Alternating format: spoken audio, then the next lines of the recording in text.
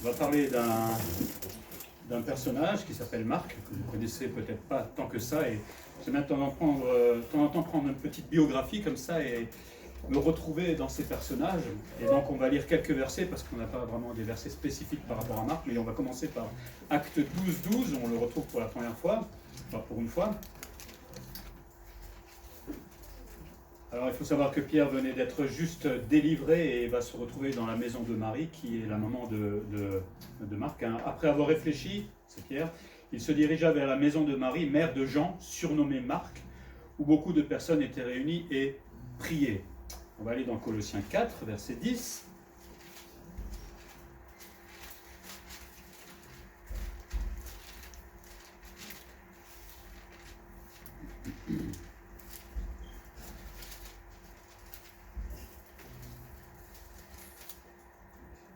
Il est dit, verset 10, « Aristarque, mon compagnon de captivité, vous salue, ainsi que Marc, le cousin de Barnabas, au sujet duquel vous avez reçu des ordres. S'il va chez vous, accueillez-le. » Et puis 2 Timothée 4, 11, et on trouve vraiment un verset ici et là. 2 Timothée 4, 11. On va parcourir la Bible, c'est bien. 2 Timothée 4, 11. Luc est seul avec moi, prends Marc et amène-le avec toi, car il m'est utile pour le ministère. On reverra d'autres versets encore qui parlent de lui. J'aime beaucoup Marc parce que, en fait, il me rappelle moi, parce qu'on parle là de l'apprentissage du disciple, mais je pense qu'on va se retrouver tous un petit peu dans ce Marc. Et le parcours de Marc, c'est un peu le parcours de tous les chrétiens. On commence et puis on arrive à un certain stade. Il y a des hauts, il y a des bas, à moins que vous soyez des chrétiens toujours au top. D'accord? Donc on est pareil. Mais la vie nous rappelle nos excès peut-être, le temps aussi qu'il faut parfois, quand je parle d'excès, nos bêtises peut-être qu'on fait des fois en tant que chrétien, ça nous arrive, mais qu'il faut tendre quand même vers la maturité. Il y a un but que le Seigneur a fixé pour nous, c'est cette maturité.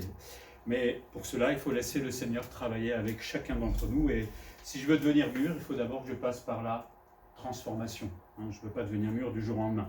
Vous n'avez jamais vu des légumes être semences et d'un seul coup banane ou je ne sais pas quoi. C'est pas un légume, mais bon, un fruit. Bref, on se comprend. Donc on va voir un peu l'enfance du disciple. On n'a pas grand-chose. Voir le temps de cet disciple apprenti. Le temps de silence aussi, parce qu'il y a un certain temps de silence. Et puis le retour du disciple qui devient d'un seul coup utile. Alors, c'est pas grand-chose de Marc, sinon qu'il s'appelait Jean à la base. On l'appelle souvent Marc, mais en fait, il s'appelle Jean. C'est son nom juif. Et Marcus, c'est un surnom, en fait, qui veut dire soit une défense ou grand marteau. Sympa, ça, comme prénom. Alors, cette adjonction Marcus, ne signifie pas forcément qu'il était d'origine juive et païenne. On pense qu'il était seulement juif. C'est pas le plus important. Mais ce qui est certain, c'est qu'il devait être certainement jeune, encore au moment où on en parle. Mais il était bien entouré, parce qu'il avait quand même à côté de lui Paul, Barnabas, cousin. Donc il était très bien entouré. Certains pensent que, vous vous souvenez, dans le jardin de Gethsémane, quand Jésus va être arrêté, il y a un jeune homme qui va partir et qui va courir tout nu, parce qu'il a peur, et beaucoup pensent que c'est Marc, justement, qui était là tout près et qui se serait échappé. Mais on n'est pas sûr à 100% non plus. Ses parents, on a vu tout à l'heure, sa maman s'appelait Marie, et il semblerait que les chrétiens se réunissaient à ce moment-là dans sa maison, c'est-à-dire que Marc a été entouré de plein de chrétiens, et certainement des apôtres aussi, et qu'il avait été fréquenté par ces gens-là, donc il a appris beaucoup de choses, certainement. On pense même que Jésus aurait fait la scène dans la maison de Marie, mais bon, on laisse ça entre guillemets. On ne connaît rien du père, qui est inconnu. Par contre, on connaît le cousin, qui s'appelle Barnabas, et vous connaissez tous Barnabas, qui était l'aîné de Marc. Voilà un peu le contexte familial. Marc était de Jérusalem, il a grandi dans une famille chrétienne, et on va voir que ce n'est pas parce qu'on grandit dans une famille chrétienne que tout est forcément comme on voudrait. Peut-être qu'il était présent, on ne sait pas, quand on a lu dans Acte 12, quand Pierre va aller dans la maison de Marie, on ne sait pas exactement s'il était là ou pas, mais s'il était là, il a vu la délivrance miraculeuse de Pierre, et là il peut se dire, mais Dieu est tout-puissant. Il a dû voir des choses assez intéressantes en tant que jeune, et je pense que ça a dû l'influencer, enfin, en tout cas j'espère.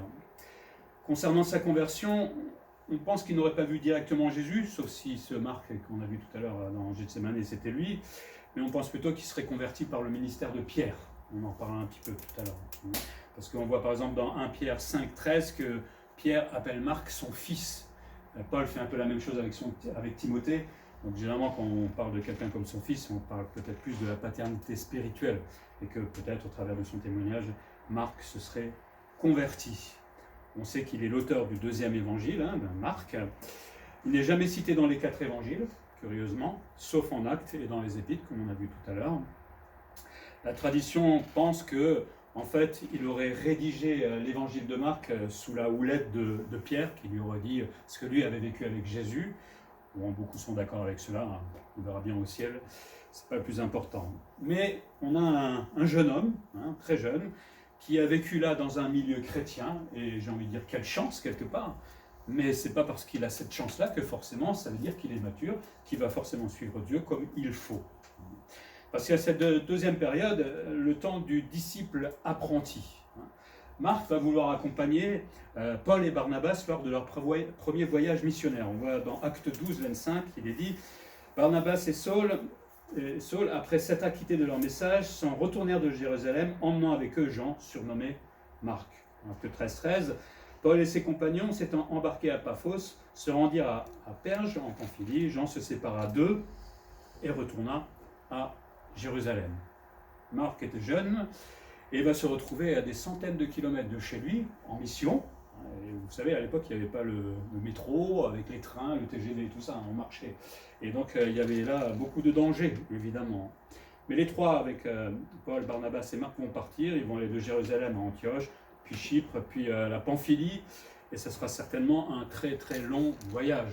Vous vous souvenez quand vous avez fait une randonnée de 15 km, comment vous étiez épuisé certainement au bout. Là, c'était des centaines de kilomètres, avec tous les dangers qu'il y avait derrière. Et quand on est jeune, c'est peut-être pas évident. Mais servir, et c'est ce qu'a certainement dû apprendre Marc à ce moment-là, servir le Seigneur, c'est pas toujours aussi simple. C'est pas que le voyage, je pense qu'il y a certainement des tensions, des difficultés, mais ça demande un engagement. Et quand on s'engage avec le Seigneur, qu'on veut faire quelque chose avec le Seigneur, il faut aller jusqu'au bout.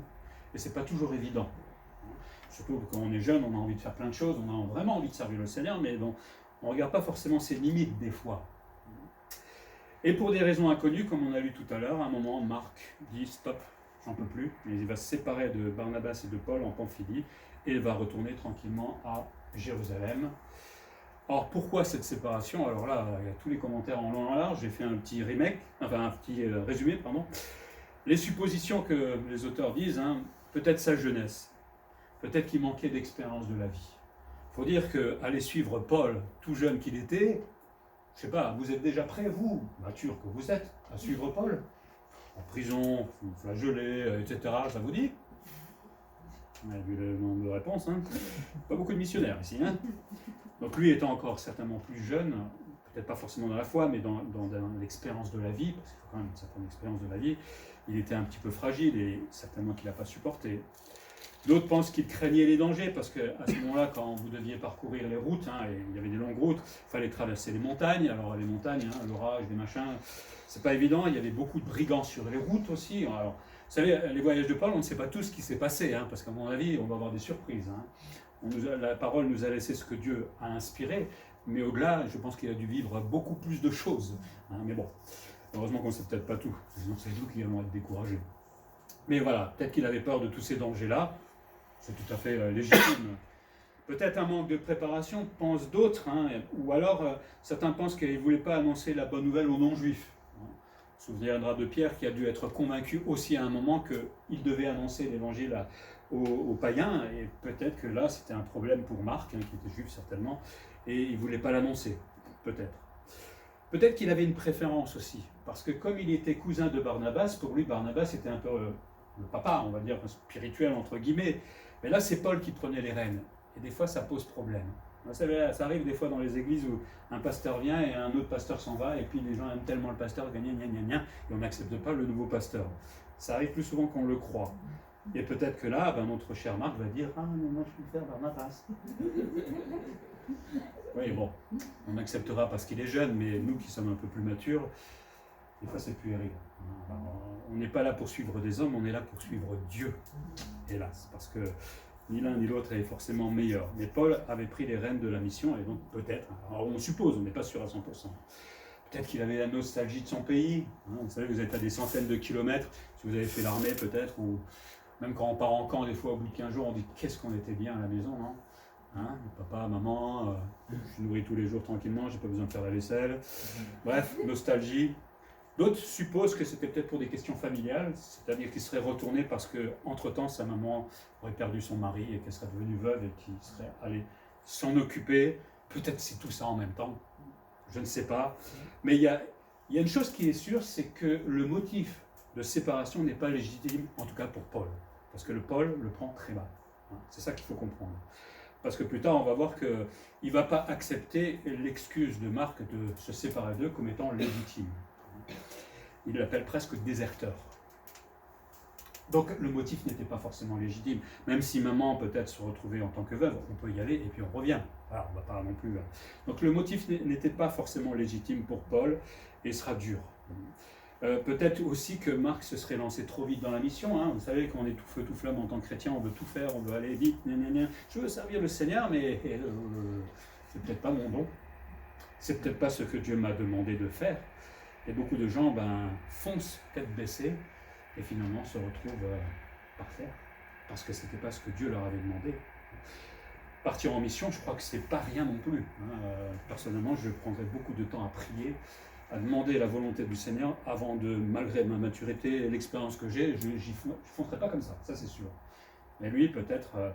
Après, je me dis aussi en même temps, j'y avais pas réfléchi, mais là j'y pense, mais peut-être Paul et Barnabas auraient pu lui dire « Oh, on va te former d'abord. » Peut-être qu'ils ont aussi leur responsabilité là, quelque part. Mais bon, voilà. En tout cas, c'était pas pour lui à ce moment-là, ça c'est sûr.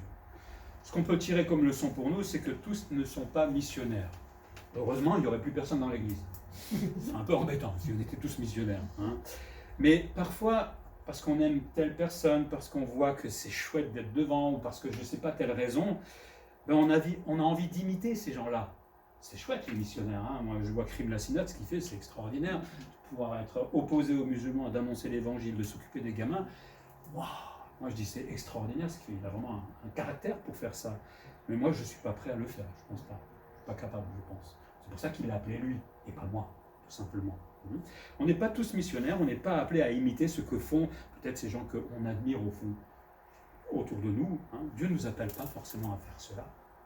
C'est bien de prier pour eux, en tout cas.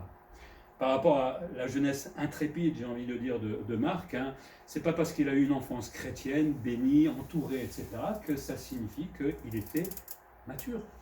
Je me souviens du directeur de l'Institut biblique où j'ai fait mes études, et à 9 ans, il connaissait toutes les études de la Bible, il connaissait les noms, les lieux, etc.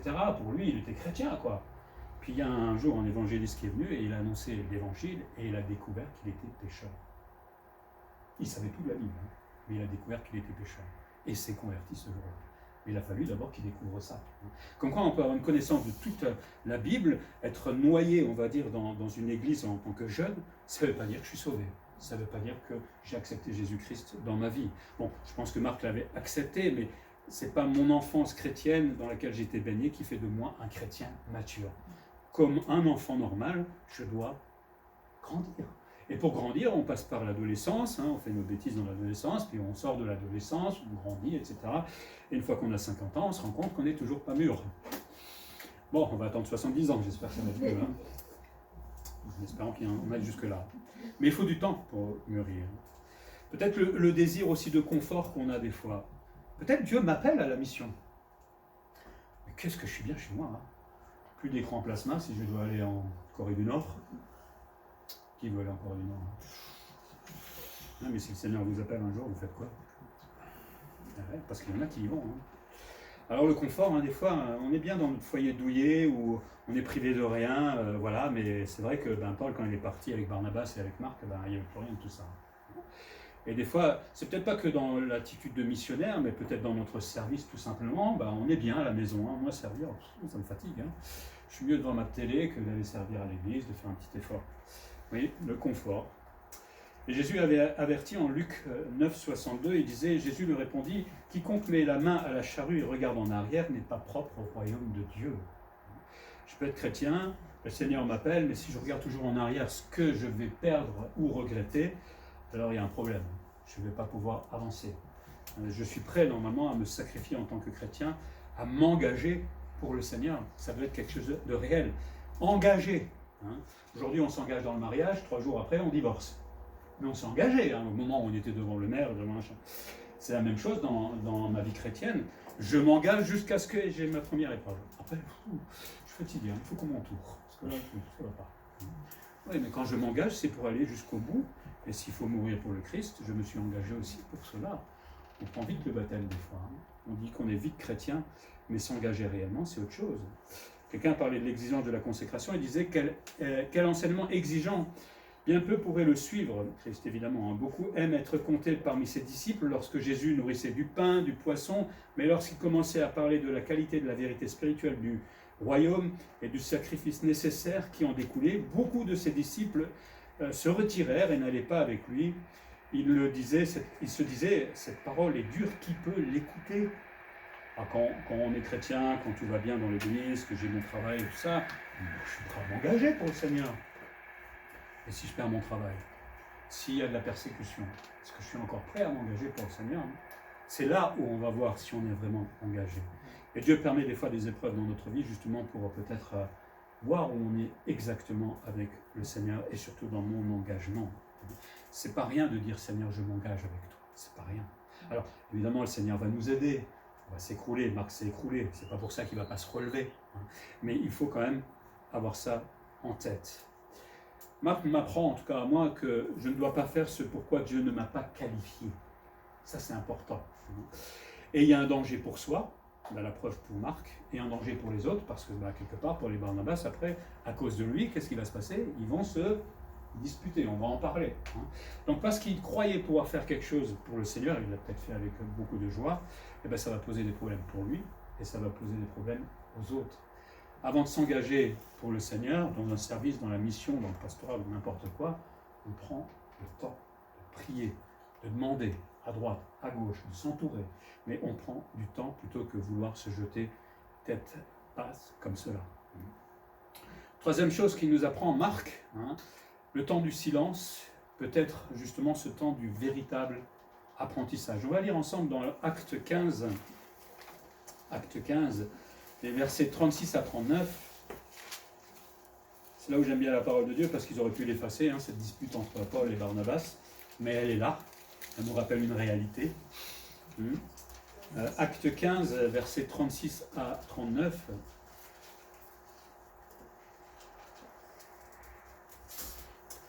Quelques jours s'écoulèrent, après lesquels Paul dit à Barnabas, « Retournons voir les frères dans toutes les villes où nous avons annoncé la parole du Seigneur, pour voir en quel état ils sont. » Barnabas voulait emmener Jean, surnommé Marc, mais Paul jugea plus convenable de ne pas prendre avec eux celui qui les avait quittés dans la Pamphylie et qui ne les avait point accompagnés dans leurs œuvres.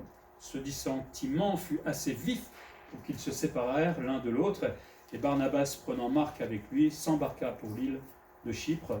Paul choisit Silas et est parti, recommandé par les frères et la grâce du Seigneur.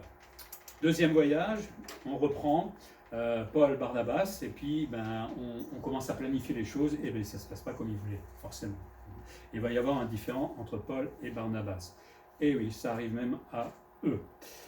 Barnabas voulait prendre Marc, mais Paul ne va pas être d'accord. On avait vu tout à l'heure que pour lui, il n'avait pas confiance en lui. On ne sait pas exactement pourquoi. En tout cas, s'il ne veut pas le prendre avec lui, c'est pourquoi il l'a fait la première fois et pas la deuxième fois. Il a vu que Marc, il n'irait pas jusqu'au bout, certainement, encore une fois. Et si vous ne pouvez pas compter sur les gens, Paul ne fait pas de compromis. Il a testé, il a vu, cette fois non, ça ne marchera pas. Et donc, il va y avoir une dispute entre les deux, parce qu'un fort dissentiment, ce n'est pas juste un « je ne suis pas d'accord avec toi ». Ça a dû certainement chauffer. J'imagine Paul avec son caractère, et Barnabas qui est doux, ça devait être drôle. Mais voilà, il y a de l'irritation, et ça nous rappelle que, on a beau être mature, spirituel, tout ce qu'on veut, il y a des moments où on arrive à nous disputer encore, parce qu'on n'est pas d'accord sur la stratégie, peut-être la missionnaire, ou peut-être stratégie d'église, etc. Et ces deux grands hommes vont se séparer à un moment. Barnabas va prendre quand même Marc avec lui, et ils vont partir à Chypre, et Paul va prendre Silas pour l'Asie mineure. Peut-être on peut se dire là, c'est une grosse défaite, mais le diable a voulu diviser, mais qu'est-ce qui se passe? Deux missions se mettent en place. Le Seigneur est malin quand même. On ne sait pas grand-chose de ce qui va se passer avec Barnabas et Marc, mais quand même, on peut se dire, au fond, maintenant, Dieu va se servir de chacun d'entre eux, mais dans un autre endroit. Moi, je ne sais pas si Dieu était d'accord qu'ils se disputent, ça c'est sûr, mais ce n'est pas parce que le diable des fois divise que le travail ne continue pas. Et Dieu est beaucoup plus malin que le diable. Alors, défaite peut-être sur le champ de bataille, la question qu'on peut se poser, qui avait raison? Est-ce que Barnabas avait raison de prendre Marc? Est-ce que Paul avait raison d'être fâché contre Marc? On pourrait discuter des heures. Moi, tout ce que je vois, c'est que Paul et Silas, dans le texte, sont recommandés par l'Église. Donc pour moi, je pense qu'il fallait plutôt suivre Paul et l'avis de Paul plutôt que l'avis de Barnabas et de Marc, parce qu'on ne parlera plus d'eux après.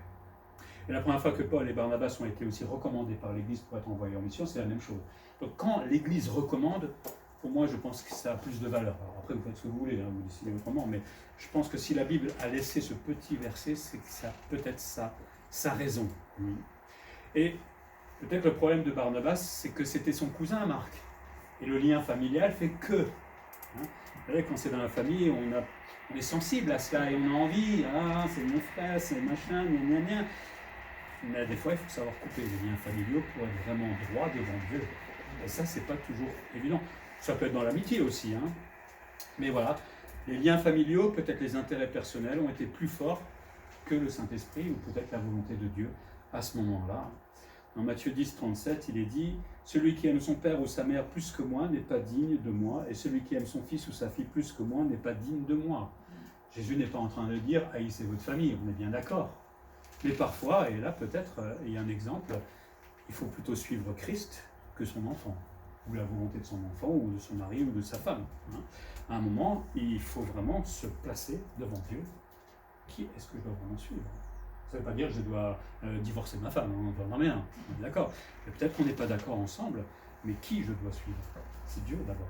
Alors, souvent, on va suivre plutôt nos sentiments, et ça ne marche pas toujours comme Dieu veut. On ne parle plus, comme j'ai dit tout à l'heure, de Barnabas après le différent, mais on sait que, par exemple, dans 1 Corinthiens 9, il semblerait que, puisqu'on retrouve Barnabas et Paul, ils se soient réconciliés. C'est pas possible que deux hommes comme ça ne se réconcilient pas. Donc on peut se disputer, mais il y a la chance de pouvoir aller voir après le frère et puis de se pardonner mutuellement. Puis il y a un grand silence ensuite sur Marc. On n'en parle plus pendant près de 10 ans, si on essaie de suivre la chronologie de l'Église primitive. Qu'est-ce qui s'est passé pendant ces 10 ans? Tout feu, tout flamme, boum, il s'écroule, on n'en entend plus parler. On se demande qu'est-ce qui s'est passé. Peut-être que pendant ce temps-là, Dieu va le travailler là où il était, et tout doucement, au rythme que Dieu voulait pour lui, il va devenir ce jeune homme de plus en plus mature. Il a fallu peut-être 10 ans, parce qu'on va voir qu'il va être utile ensuite, mais il a fallu d'abord passer par cette formation de la part du Seigneur pour devenir tout simplement utile. Leçon pour nous, on aura peut-être des différends dans le travail pour le Seigneur. Je ne le souhaite pas évidemment, mais je sais que mon orgueil, votre orgueil est fort, et forcément à un moment ça clashera. Bon, c'est une réalité, on peut réagir aussi.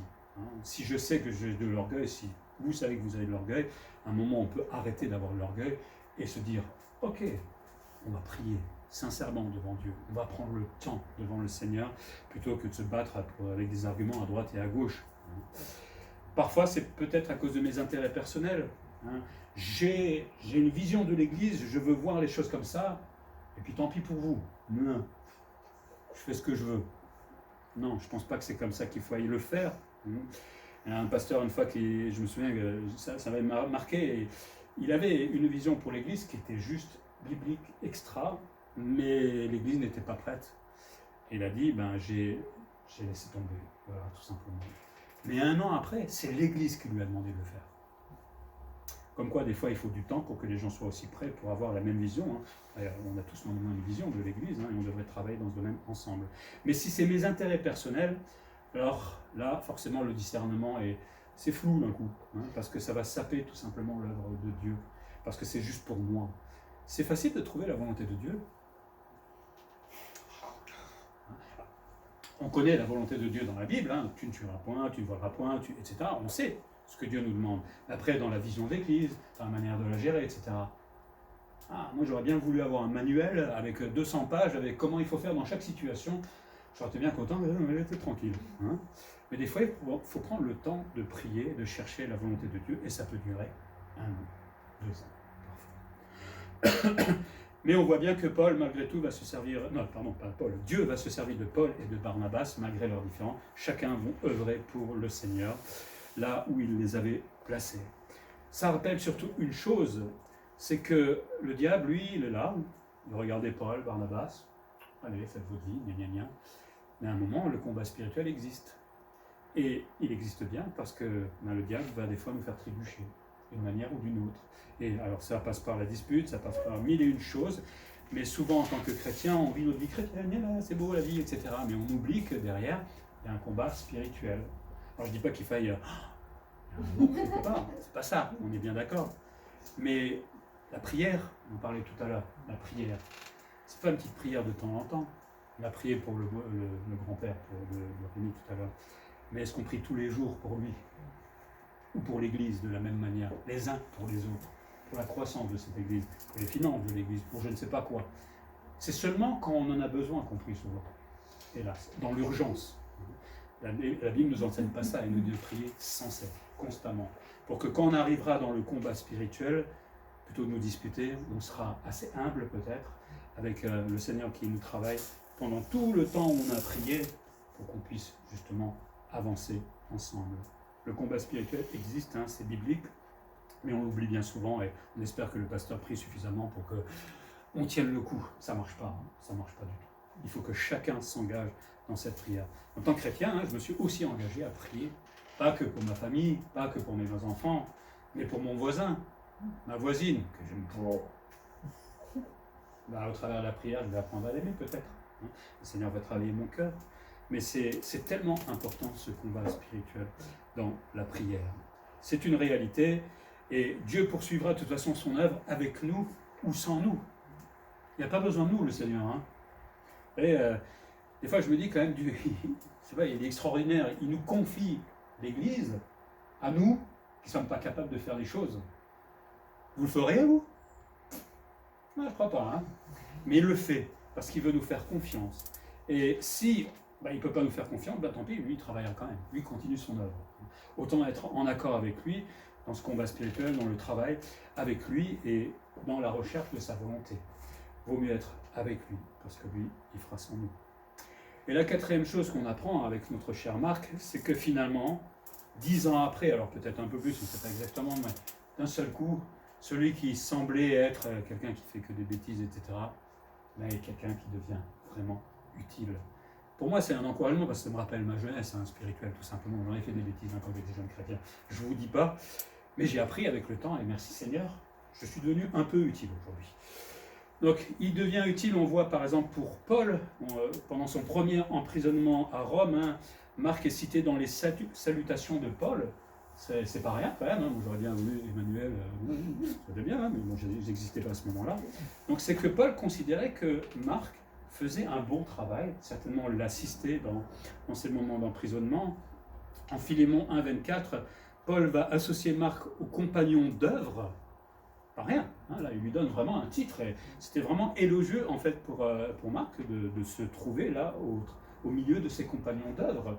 Donc on voit que maintenant Marc faisait des choses un peu plus matures, en tout cas il travaillait beaucoup mieux.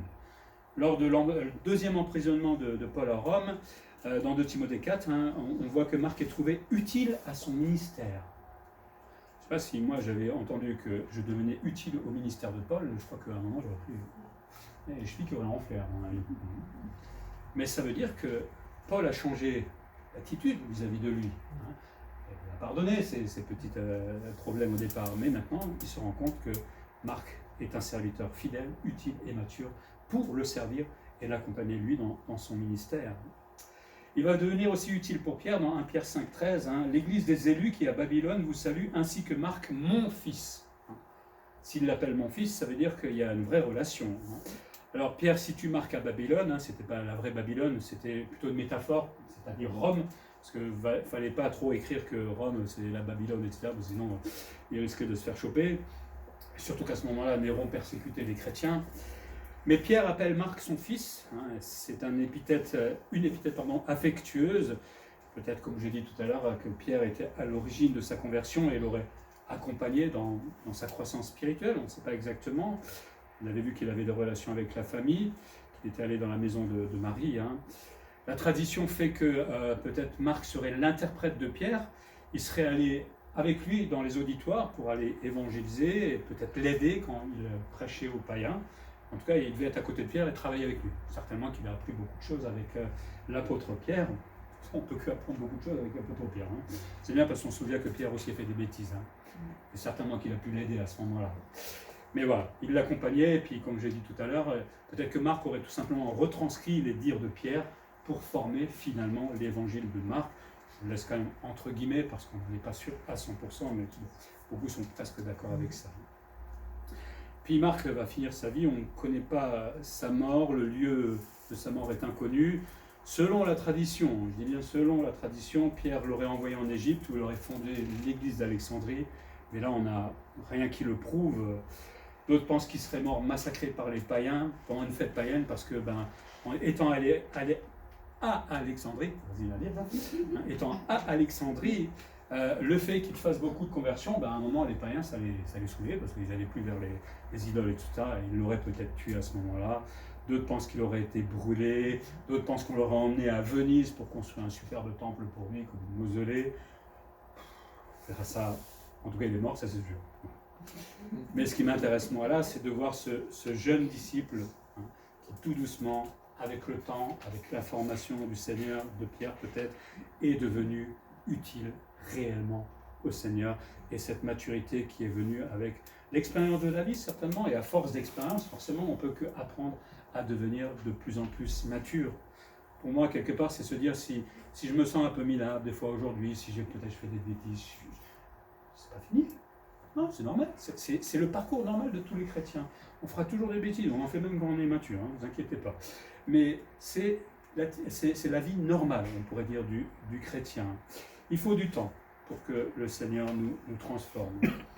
Ce n'est pas une fin en soi que de faire des faux pas. Hein. Quand j'en fais un, moi je ne m'arrête pas là. Je demande pardon et puis je passe. Parce que si je reste dessus, je me culpabilise et on n'en finit pas.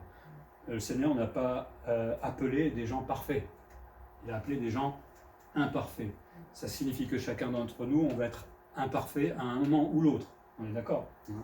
Donc il faut accepter cette réalité et ne pas se formaliser là-dessus. Oh, j'ai fait une bêtise. C'est la fin. Et puis tout le monde me juge. C'est la fin.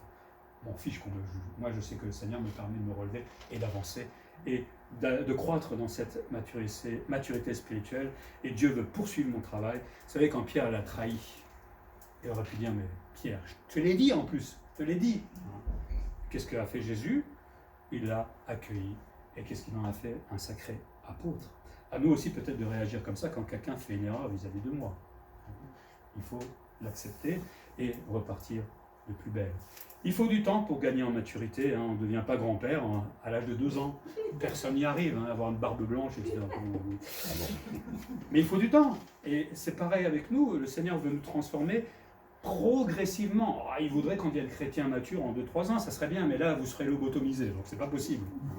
Il faut passer par les épreuves, parce que ça va produire la foi en nous, et il faut, à un moment, la maturité, c'est de faire confiance en Dieu. Mais si chaque fois que j'ai une épreuve, je baisse les bras, voilà, il y a un problème. Donc il faut du temps, progressivement, pour que le cœur soit transformé, que la foi grandisse, que la confiance en Dieu grandisse. Et c'est comme cela que je vais gagner tout doucement en maturité.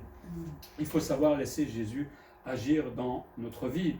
Quelqu'un écrivait en parlant de la priorité dans le service, même si le maître apprécie tout ce que nous faisons pour lui, il sait que notre besoin prioritaire est de nous asseoir à ses pieds et d'apprendre sa volonté. C'est bien de travailler, top, ça Marthe et Marie. Alors nous serons en mesure d'accomplir nos tâches calmement, paisiblement et aimablement, et finalement notre service atteindra le même degré de perfection que celui de Marie, qui plus tard versa sur les pieds de Jésus un parfum qui continue d'embaumer encore aujourd'hui le monde entier. On se souvient de l'histoire de Marie. Donc le Seigneur veut se servir de chacun d'entre nous. Peut-être nous on veut aller très vite des fois, mais c'est pas comme ça que le Seigneur le voit. Des fois on veut rien faire, c'est pas mieux. Souvent c'est plutôt comme ça, on agit. Mais voilà, le Seigneur a des étapes aussi pour nous mettre au travail. Et le Seigneur veut nous placer dans le champ que lui nous a confié, pas dans le champ que moi je veux. Moi je n'ai pas demandé à venir à Étrichy. Je savais même pas, si je vous connaissais, mais bon, je ne pensais pas à vous. C'est le Seigneur qui nous a conduits ici. oui, merci Seigneur, je suis content d'être là, hein, c'est pas le problème, mais s'il m'avait envoyé je ne sais pas où, ben, j'y serais allé. Mais c'est le Seigneur qui nous place quelque part, à nous de le laisser faire. Autrement, si je dis, je ne veux pas l'électricité, je vais aller dans une grande église, un grand salaire, et j'en avais un qui m'attendait. J'en avais un bon salaire d'ailleurs. Mais ça aurait été peut-être un échec. Et voilà. Donc voilà, vaut mieux se placer entre les mains du Seigneur, se confier en lui et aller là où lui, il veut que j'aille. Et ça nous rappelle que nous avons tous un service pour le Seigneur d'une manière ou d'une autre. Si vous dites que vous ne pouvez pas servir, vous êtes des menteurs. Quelqu'un disait la prochaine fois que tu penses que Dieu ne peut pas se servir de toi, rappelle-toi que Noé se saoulait. Oui, il était bourré après le déluge. Hein. Mais pourtant Dieu s'en est servi. Abraham était trop vieux à ce qu'il paraît. Oh, 100 ans. Isaac était un rêveur. Pourtant Dieu s'en est servi. Jacob était un menteur. Ah ouais, il a arnaqué. Et pourtant Dieu s'en est servi. Léa était laide à ce qu'il paraît, selon l'expression les yeux doux. Hein. On a trompé Joseph plus d'une fois. Moïse bégayait, c'est pour ça qu'il a demandé à Aaron de parler pour lui. Gédéon avait peur. Samson avait les cheveux longs et était un coureur de jupons. Rahab était une prostituée.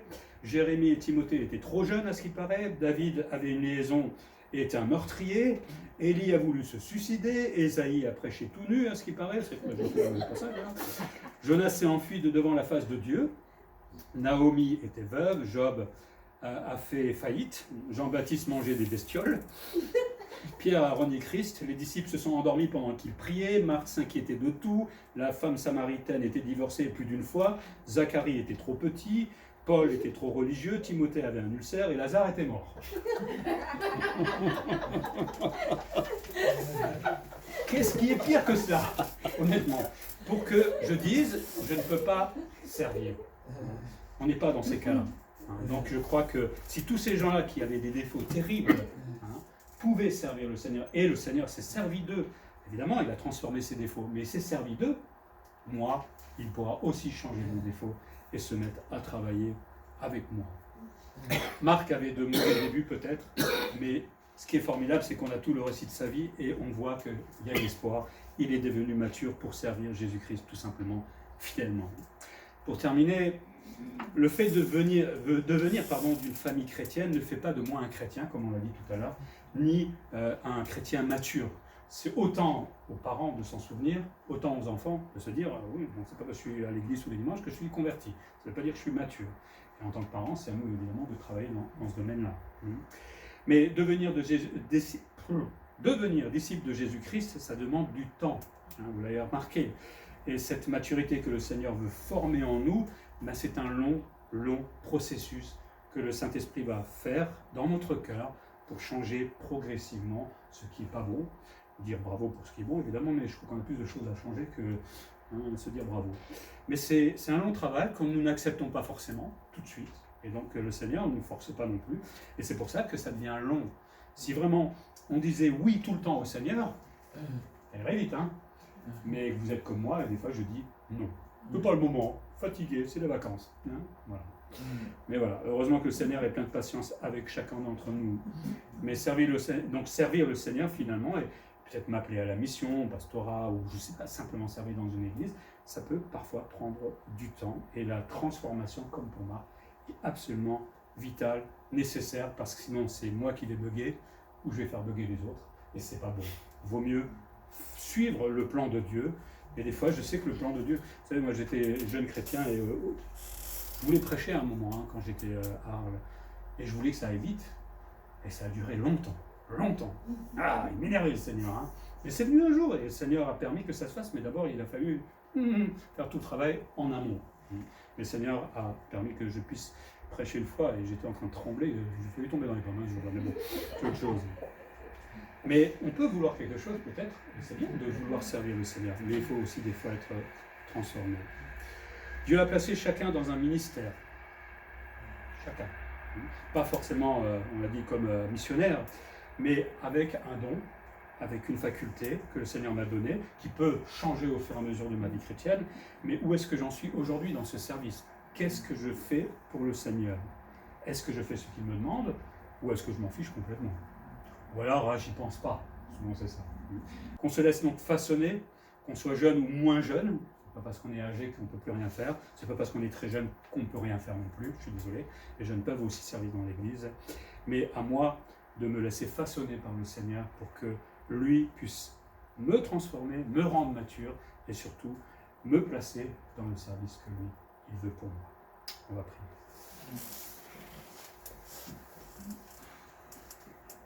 Seigneur, merci pour la vie de Marc et l'exemple de Marc, même si nous avons peu de versets, mais voyons ce jeune homme, tout feu, tout flamme peut-être pour toi au début, prêt à braver la mission et qui finalement va s'écrouler. Enfin, on ne sait pas exactement ce qui s'est passé, mais à arrêter, ça c'est sûr.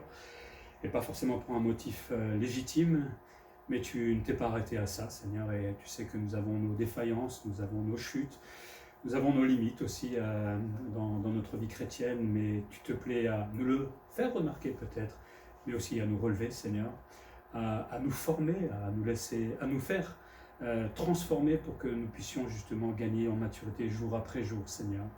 Et merci pour cet amour, pour cette patience aussi que tu as pour chacun d'entre nous dans ce domaine. Tu vois où nous en sommes aujourd'hui dans le domaine du service, dans le domaine de l'obéissance justement à ce service. Pardon peut-être si on ne s'en inquiète pas. Pardon si on veut peut-être faire trop. Enfin Seigneur, tu sais où on en est chacun et je te prie que nous puissions, pendant ces temps de vacances, réfléchir chacun où nous en sommes, se placer honnêtement devant toi Seigneur et voilà, fais de moi ce que tu voudras, pas ce que je voudrais. Et travaille vraiment en profondeur dans mon cœur pour que nous puissions nous réunir à la rentrée et trouver la place de chacun dans ce service. Aide-nous aussi à accepter la transformation que tu veux faire en nous. Ça fait souvent très mal de changer, Seigneur, d'être sanctifié. Mais apprends-nous à accepter cette petite douleur parce qu'elle est tellement utile pour devenir mature, pour ne plus faire des bêtises vis-à-vis des autres, vis-à-vis de soi, mais pour être un vrai serviteur fidèle dans l'Église. Que ton nom soit glorifié, Seigneur, dans ce domaine. En Jésus-Christ. Amen. Amen. On va chanter le 274 qui fait